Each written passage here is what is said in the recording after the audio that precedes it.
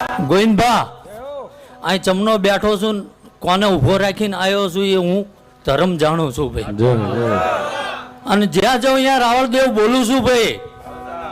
ઝાલા કે હું મોતની તારીખ આલી દઉં છું ભાઈ. શું કહું ભાઈ? પણ આજ જે મારી હારે આયા છો ને ભાઈ એમાંથી નહીં ભાઈ. અને ગામમાં રહેતું હોય એવું નહીં ભાઈ. પણ જો સવારે પરોડીએ ઘેર જાવ ભાઈ વાર એટલે લાગી જાય ને દેવનું વાયક હતું ઝાલા. પૂછીને કરતો નહીં ને સાંભળેલું બોલતો નહીં ભાઈ.